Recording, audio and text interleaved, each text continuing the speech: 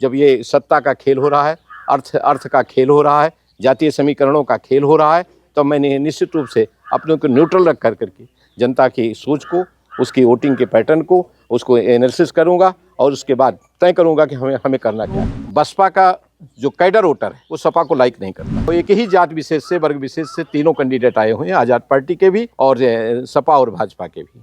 ऐसी दशा में पासी वोट जो है वो बटेगा। कोरी वोट जो और वर्ग है अनुसूचित तबके का, वो कहाँ जाएगा कुछ नहीं कहा जा सकता। विपक्ष मजबूती से चुनाव लड़ रहा है, इसमें कहीं दो राय नहीं है। लड़ रहा है हाँ, निश्चित रूप से विपक्ष, क्योंकि उसके पास जो बायस्ड वोटर हैं, जो कमिटेड वोटर हैं, बायस्ड भी कह लीजिए, उनको कमिटेड भी कह लीजिए, जो कमिटेड वोटर्स है वो उनके साथ हैं, किसी भी दशा में उनके साथ। एक जो सबसे बड़ा समीकरण यहाँ जो चीज नजर आ रही है कि क्या कहते हैं, पॉकेट्स में पैसे डाले जा रहे हैं और निश्चित रूप से अर्थ प्रधानता है इस चुनाव में। आज की तारीख में सत्ता की ताकत को जोड़ करके, प्रशासनिक ताकत को जोड़ करके 45-55 का ही एवरेज रखिए आप, 45 सपा 55 भाजपा। अयोध्या की बहुचर्चित सीट मिल्कीपुर विधानसभा का उपचुनाव का आगाज हो चुका है और हम इस समय मिल्कीपुर में हैं और मिल्कीपुर में क्या सियासी माहौल है ये जानने के लिए हम पहुँचे हैं।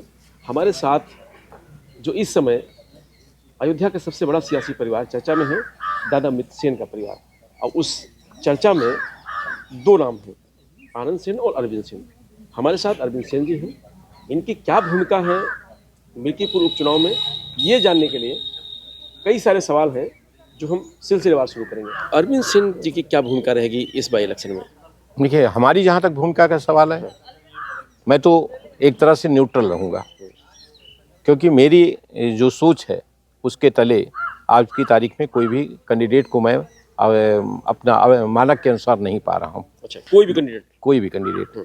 दूसरा ये कि जो राजनीतिक समीकरण है, जो जातीय समीकरण, जो परिस्थितियाँ हैं राजनीतिक, उनमें हस्तक्षेप करने की जो स्थिति है वो निश्चित रूप से कहीं ना कहीं आपकी छवि को, एक संजीदा इंसान को, एक ईमानदार इंसान को, एक क्या कहते हैं राजनीतिक विश्लेषक को कहीं ना कहीं दूषित करेगी। लिहाजा इसमें हमने तय किया है कि हमारी भूमिका निश्चित रूप से न्यूट्रल की रहेगी। अपने लोग जो हैं उनसे हम मिल करके बैठ करके बात करेंगे और उनको ये सजेस्ट करेंगे, उनसे राय लेंगे कि हाँ हमें किसके साथ जाना है। तो एक अंदरूनी तौर पर हम उनको तय करेंगे कि हमको किसके साथ जाना है। खुल के साथ मुझे किसी के साथ नहीं आना। कहा जा रहा है कि मैसेज दिया जा रहा है समाज में और जनता में कि अरविंद सेन भाजपा के साथ हैं, आनंद सेन जी समाजवादी पार्टी के साथ हैं। देखिए, ये मैसेज तो उन्होंने क्या कहते हैं, जब मैं लोकसभा चुनाव लड़ा तब भी उन्होंने दिया, लेकिन जो मेरी अपनी सोच है उसके तहत मैं आपको बड़े खुले शब्दों में बता रहा हूँ कि मैं बाबूजी की जो थाती है, बाबूजी की जो पहचान है, बाबूजी की जो रहनुमाई है, बाबूजी का जो संघर्ष है, उसको जिंदा रखना चाहता हूँ। वो कहीं ना कहीं तिरोहित होता जा रहा है, वो चाहे समाजवादी पार्टी उसको कर रही हो, चाहे भाजपा कर रही हो, लेकिन निश्चित रूप से बाबूजी को मटिया में उनकी जो पहचान है उसको धूसरित करने का प्रयास किया जा रहा है। उसके लिए मैं निश्चित रूप से लड़ाई लड़ूंगा, चाहे अकेले होकर के लड़ूँ, चाहे जनता के जनार्दन के साथ लड़ूँ, लेकिन मैं उसी की लड़ाई लड़ूंगा। लोकसभा में भी मैंने वही लड़ाई लड़ी और आज भी जब ये सत्ता का खेल हो रहा है, अर्थ का खेल हो रहा है, जातीय समीकरणों का खेल हो रहा है, तो मैंने निश्चित रूप से अपने को न्यूट्रल रख करके जनता की सोच को, उसकी वोटिंग के पैटर्न को, उसको एनालिसिस करूंगा और उसके बाद तय करूंगा कि हमें करना क्या है। अच्छा, मिल्कीपुर जैसे कहा जा रहा है कि बीएसपी नहीं है, हाँ, किसका फायदा किसका नुकसान? देखिए, आप अगर आप मानना चाहो तो बसपा का जो कैडर वोटर है वो सपा को लाइक नहीं करता है। ये आप जानते हो, ये शायद क्या कहते हैं जग जाहिर सा विषय है। चूंकि अनुसूचित तबके से और एक ही जात विशेष से, वर्ग विशेष से तीनों कैंडिडेट आए हुए हैं, आज़ाद पार्टी के भी और सपा और भाजपा के भी। ऐसी दशा में पासी वोट जो है वो बटेगा।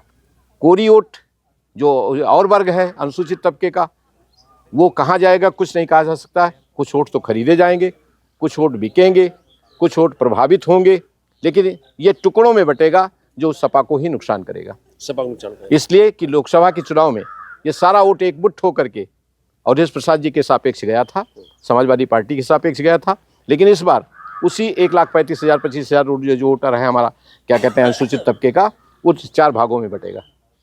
तो हम कह सकते हैं कि 24 का समीकरण और ये जो 25 का समीकरण है उपचुनाव का, ये दोनों अलग हो गए। निश्चित रूप से अलग है, निश्चित रूप से अलग है।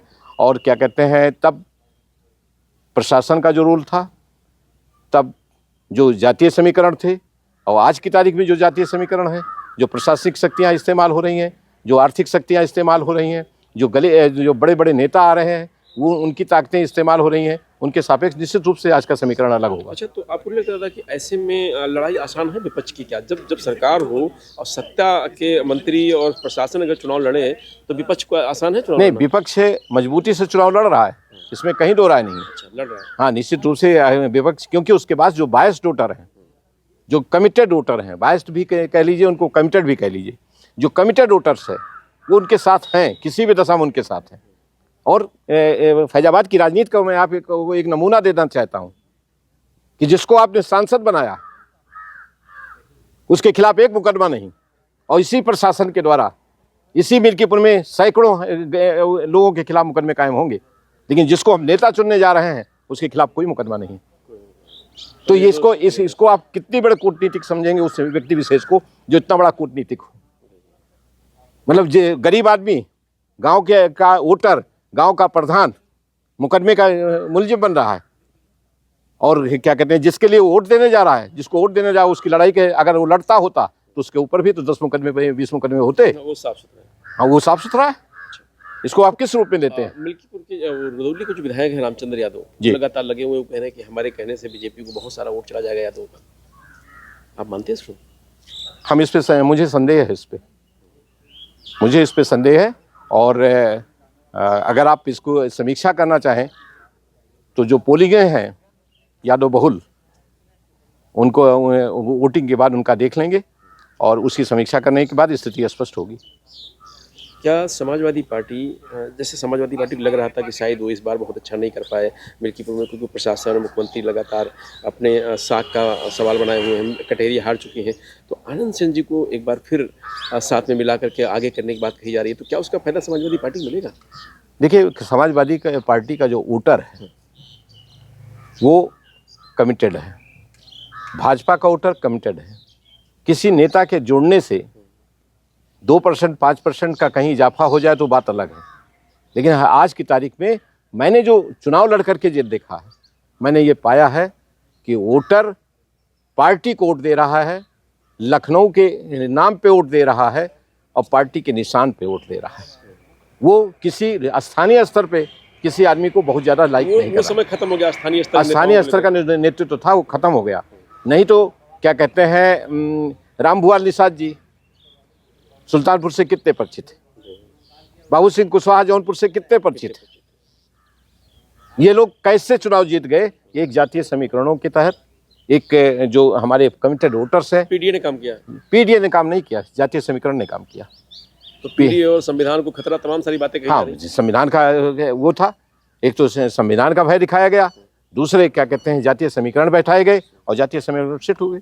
मैं आपको पीडीए का एक वो बता दीजिए, कोई उसका संगठन हो, कोई क्या कहते हैं जातियों का कहार कुहार लोहार बढ़ई क्या कहते हैं कुर्मी निषाद और के आपका मौर्य यादव मुस्लिम बैठ करके कोई सम्मेलन किया गया हो, इनके नेताओं को बुला करके कहीं कोई संगठन बनाया गया हो, इनका कोई संविधान हो, इनकी कोई संरचना हो, तब तो हम बताएं उस पीडीए चुनाव के पहले संविधान की आड़ में जातीय समीकरणों का एक संगठन है और जो तात्कालिक तौर पे प्रभावी हो गया और उसके तहत रिजल्ट आ गया। क्या बीजेपी को शंका है, क्या चूक हो सकती है अभी भी मिल्कीपुर में?